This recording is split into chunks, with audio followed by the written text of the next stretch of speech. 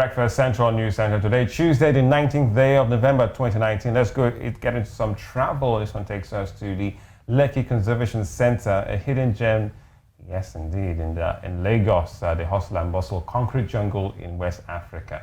It's located in the coastal environs, covering an approximate land of area of 78 acres. The Lekki Conservation Centre has grown into one of Africa's prominent and most diverse urban nature parks due to its high species of richness. Now, it has raised walkways which enable visitors to view animals such as monkeys, crocodiles, birds, and other species. Indeed, be careful though, the snakes, they don't bite. And lovely things like that one there, the turtle, one of my favorites. Well, joined in the studio there by Ademola Ogunsesan, who's the project manager of Lekki Conservation Centre in Lagos. Welcome, sir. Good morning. Breakfast Central.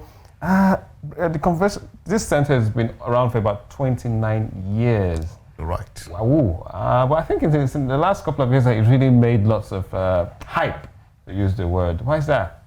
Well, that's due to the investment of the past years. Okay. So we started with conservation, basically. Well, that's what it is, conservation. Yes, that's what it is. Now, why people are saying it now is that because it has evolved into ecotourism. Okay. So it's the investment of conservation over the years that has now evolved into ecotourism, which everybody's saying. But the bedrock was and still conservation. How have you been able to keep it stable all these years? Well, first thing was securing the land in the 90s. The founding fathers were thinking that what should we do? People like Chief Eseletu, Asiodu, Philip Asiodu, a couple of other, the late Aduke Alakija.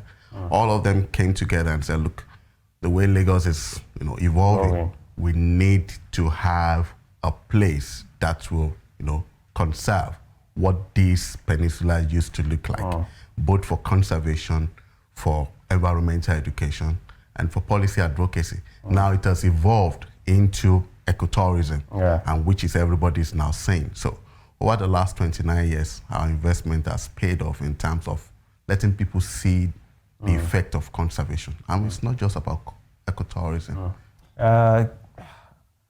This is not a park, right? It is. It's a nature park. Okay, yes. Because we don't want to diminish the essence of that. Just call it just a nature park, naturally conservative center, which is what in its essence first before going into ecotourism, like you talked about. So, what has been the challenges down the years for LCC? Well, typically, it's not a zoo. So when people come around, they want to see as many animals as possible. However, because it's a nature reserve, animals are shy. Because they are left in their natural habitat. Exactly. And, you come during afternoon and they come out very early in the morning, feeding. But the most prominent animals are the monkeys because of their own, social behavior. Primordial nature. So people get to see them more. But definitely we have, antelopes, we have crocodiles, and we have snakes, though most people don't want to hear that. We also have civet cats. And in recent times, we also use it as a point where people release some animals. As of yesterday, we released some pangolins that were gotten from illegal wildlife trade markets into the reserve. So it's also served as an harbor for, animals that were trapped. Although you don't expect us to take in a hyena because it's not going to be friendly for tourists. So we keep only animals that are suitable and even for the crocodiles, except to go into the swamp, and that is not acceptable. And first of all, which is the most dangerous species you got in there?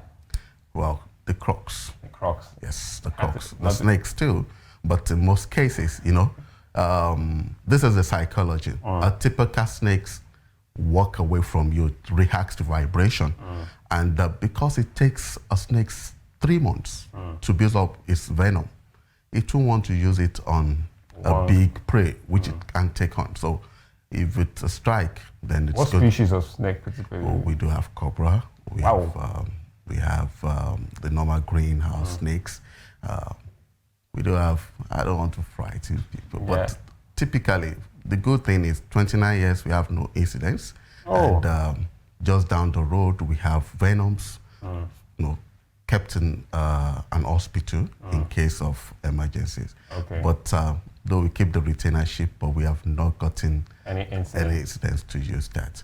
But apart from the ecotourism function of the reserve, the World Bank cited the air quality monitoring equipment at Lekki Conservation Centre because it's one of the few places you can go in Lagos where you have quality air that you can breathe. So when you come into Lekki Conservation Centre, you're going to be, your stress level goes down, the air quality also that you take in within the 1 hour, 2 hours you spend while there, is of great value to you. So basically it has other function. And there's success story that, makes you happy. About 15 years ago, a young student came in on an environmental education trip. And 15 years down the line, she has a PhD in ecology from Imperial College. And she was, inspired by what she saw at the Lekki Conservation Centre. So those are the things that rub on people. And people want to do more and say, wow, here in Lagos. And because it's so sudden, you just see a whole lot of estates, then suddenly there's this ambience, quiet. As we move into the reserve, you barely hear any noise, fresh air, nature at its best. And we've got long canopy walkways. Yes. How long? Yeah, it's 401 meters, and it's the longest in Africa. And the second longest in the world so far. The essence is that, biologists want to have a view of what the forest looks like. So it came from being used for biological monitoring to becoming, a tourist destination. And we also manage a couple of that. On Obudu, we have a canopy. Afi Mountain in Cross River too. We also have something like this that we do manage, but this is the longest and the most visited. And it has actually been the main attraction that we came, more prominent. It does look scary when you have an influx of people like this on there, but it's rather safe, right? It's safe, built by 3 Canadians and by Nigerian experts. So all the people working on the canopy were also part of the team that built the canopy. So on every daily basis, we do maintenance. And the swingy aspect of it is because it can be just like the Tomiland Bridge. A bridge cannot be static; it must be swingy, such that it allows the weight. Some people are tall, heavy, and this allows it. And it's aluminium, and that makes it anti-rust. So it allows it, and you can see the safety gaps. And every day, the first thing, and it's tour guided, and it also has some limitation. We also tell you if you have some health challenges, and we shouldn't be on it. If you are unnecessarily apprehensive, definitely there will be phobia for some, but it allows people to conquer their fear and also express themselves in a way that makes them more. All right. What about interaction with the habitat there? I know there's a lot of monkeys there. That it's human interaction allowed with the primordial species, the monkeys. So it's basically for interaction because the monkeys are primates, and over the years they've gotten used to people. They likely want to make interaction. At times they become very naughty, snatching people's food. So we encourage you not to have food while on the trail. But some visitors still want to, but we try to reduce that interaction to the barest minimum. It's not also acceptable for you to try to reach out to the crocodiles while in their pond. It's not safe. So there are a whole lot of lists that we give to you while you're starting the tour to keep you safe, and also to make sure that we're doing our due diligence. We try to insist on that and make sure that our tourists comply. You're not expected to touch a snake. It's dangerous, and you shouldn't be carried away. There's a lot of things on internet these days, so people can be quite, adventurous.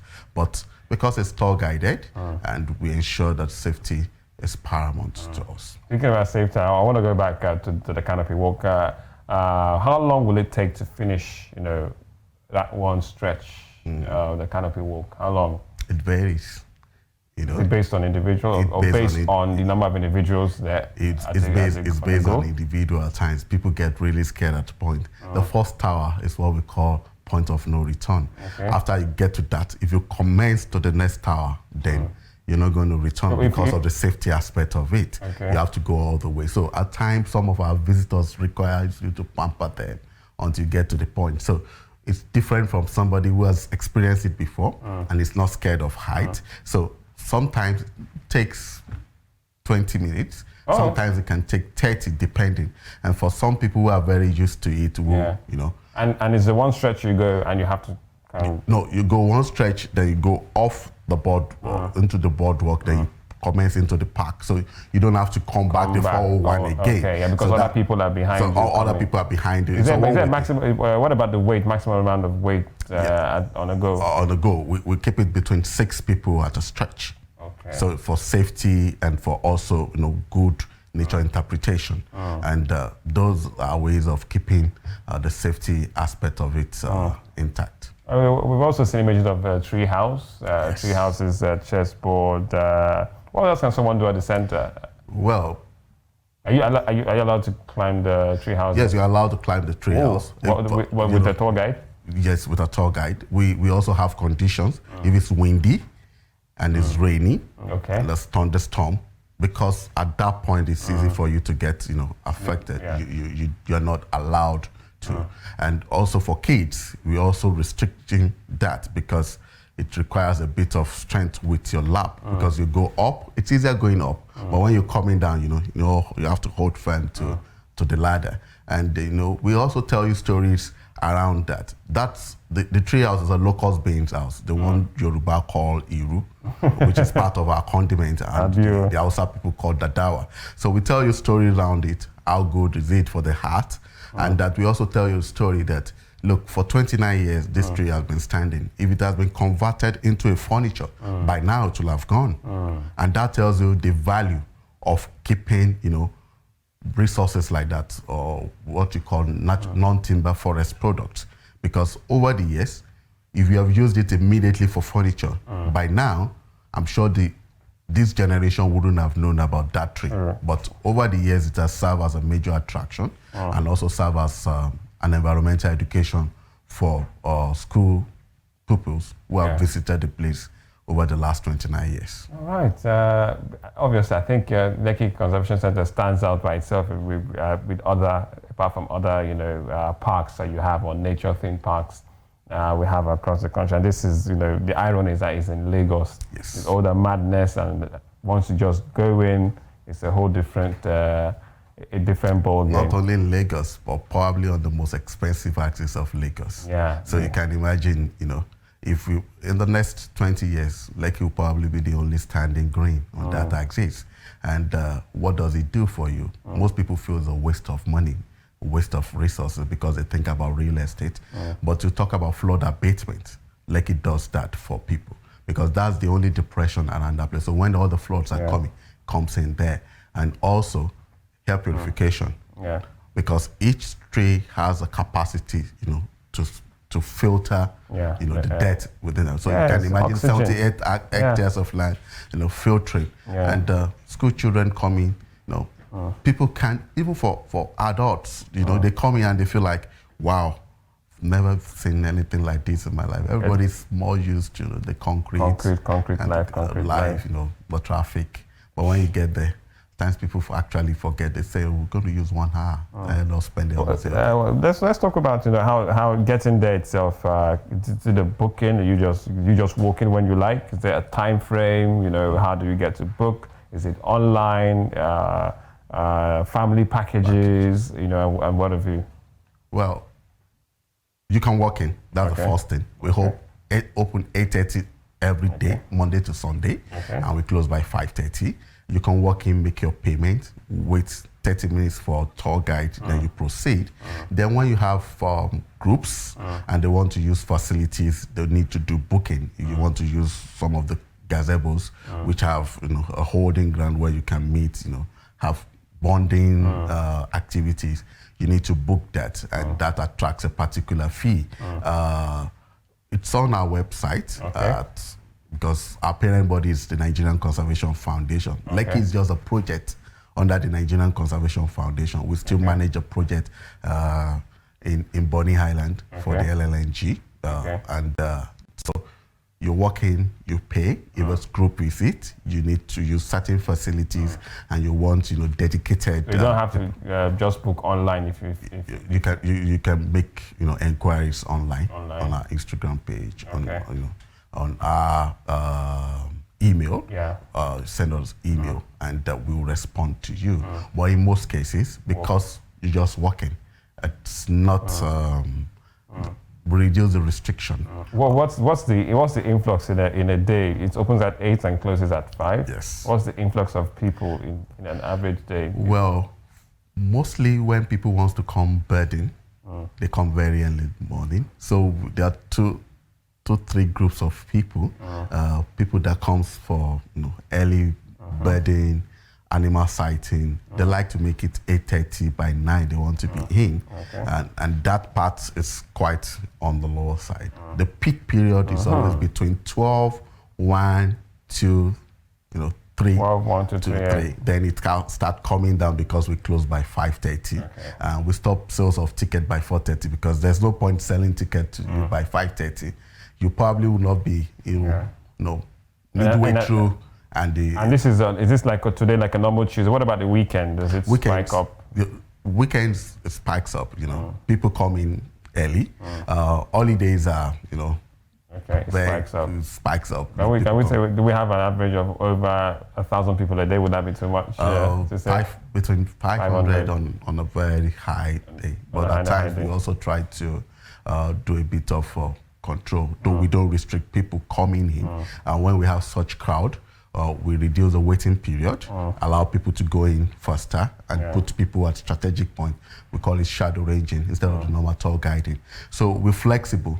The team is flexible based on the crowd that we have on ground. That's part of. For some people, they just want to do picnic, and for such people, we don't allow them to go on the canopy on the boardwalk. We encourage them to use the eastern gate, so they just go right to the family park and they start their picnic.